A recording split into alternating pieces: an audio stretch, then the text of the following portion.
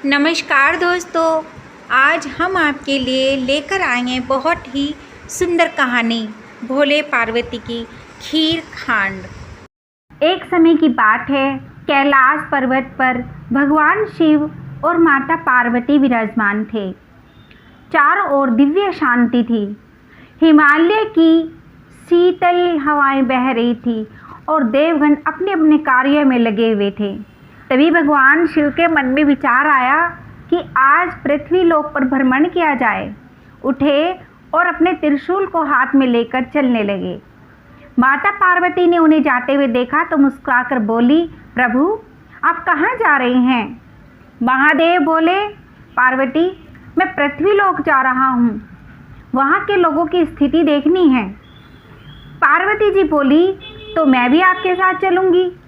महादेव ने कहा, पार्वती यह यात्रा कठिन है, तुम्हें कष्ट होगा।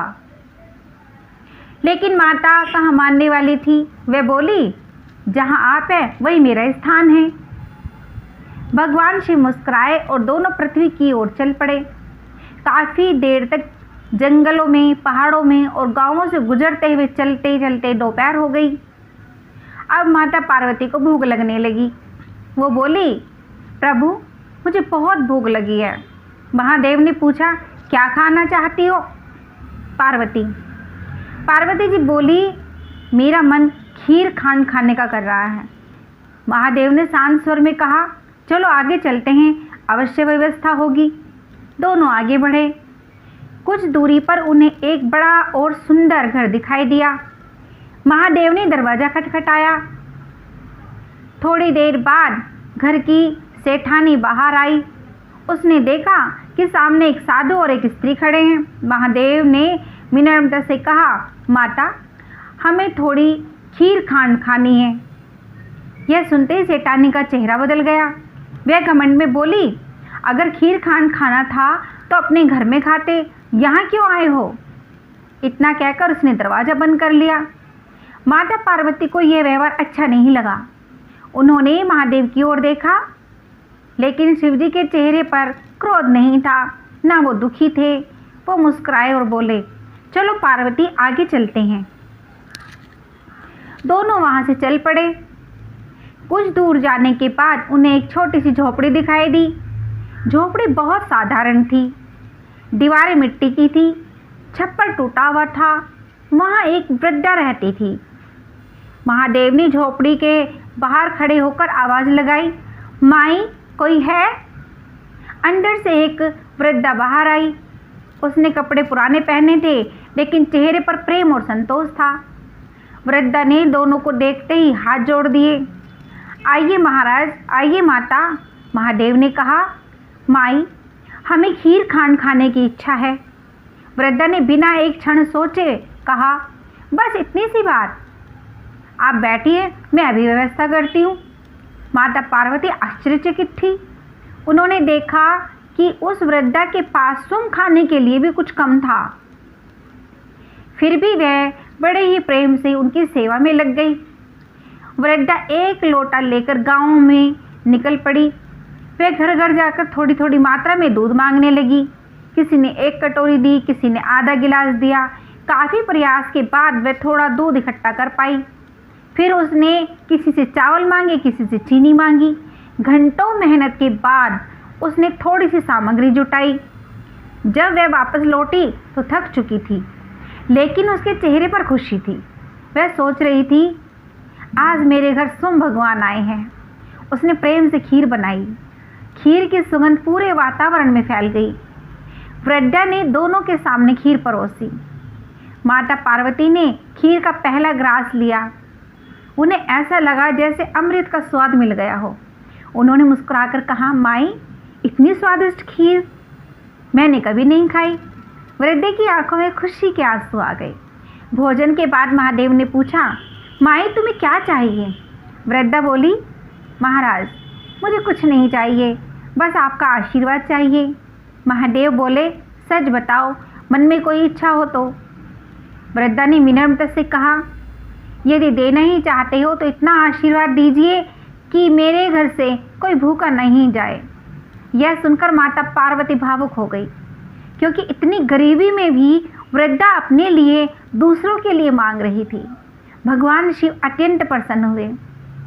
उन्होंने अपना वास्तविक रूप धारण किया। चारों ओर दिव्य प्रकाश फैल गया। वृद्धा आश्चर्य से कांप उठी। वह समझ गई कि उसके घर स्वयं भगवान शिव और माता पार्वती आए थे। वह वृद्धा उनके चरणों में गिर पड़ी। महादेव बोले, माई, आज तुमने हमें प्रेम का सच्चा अर्थ सिखाया है। फिर उन्होंने आशीर्वाद दिया, आज से तुम्हारे घर में कभी अन्न और धन की कमी नहीं होगी। इतना कहते ही झोपड़ी बदलने लगी। मिट्टी की दीवारें सुंदर भवन में परिवर्तित हो गई। अनाज के भंडार भर गए।